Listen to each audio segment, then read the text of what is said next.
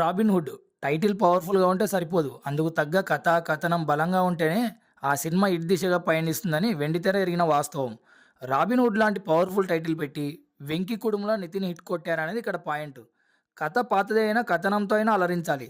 పాత కథ అయినా కథనంతో అలరించిన బాక్సాఫీస్ దగ్గర హిట్ చూసిన నవదర్శకులు ఎందరో. అనాథ అయిన రామ్ తనను చేరదీసిన అనాథాశ్రమం కోసం, ఆ అనాథాశ్రమానికి అండగా నిలబడ్డ ఒక పెద్దాయన కోసం చేసే ప్రతీకార చర్యే ఈ 'రాబిన్‌హుడ్'. అనాథాశ్రమంకి, రుద్రకొండకి సంబంధం ఏంటి? రామ్ అండ్ ప్రియ రుద్రకొండకి ఎందుకు వెళ్లారనేది మిగతా కథ. ఇలాంటి పాత చింతకాయ పచ్చడి కథలు తెలుగు తెరకి కొత్త కాదు. ఇలాంటి కథను 'వెంకీ కుటుంబంలో' ఎందుకు రాసుకున్నారో ఆయనకే అర్థం కావాలి.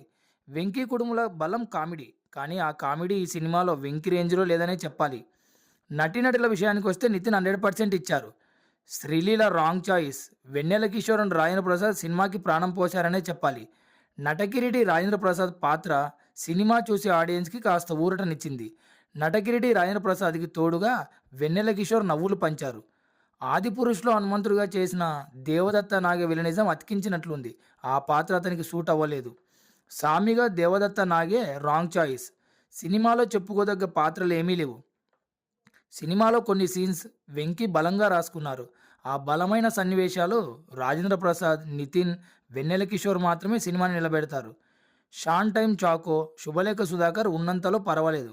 Songs not bad. GV Prakash Kumar పాటల కంటే బ్యాక్గ్రౌండ్ స్కోర్ అలరించింది. అదిదా సర్ప్రైజ్ పాట అనుకున్నంతగా అలరించలేదు. Sai Srinivas cinematography not bad. Editor Koti తన కత్తెరకి ఇంకాస్త పని చెప్పాల్సింది. మైత్రి మూవీస్ ప్రొడక్షన్ వాల్యూస్ గ్రాండియర్గా ఉన్నాయి. కొన్ని సీన్స్ పంటి కింద రాయిలా ఉన్నా పర్వాలేదనుకుంటే ఈ వీకెండ్‌కు 'రాబిన్‌హుడ్‌ని' ఒకసారి కలిసి రావచ్చు.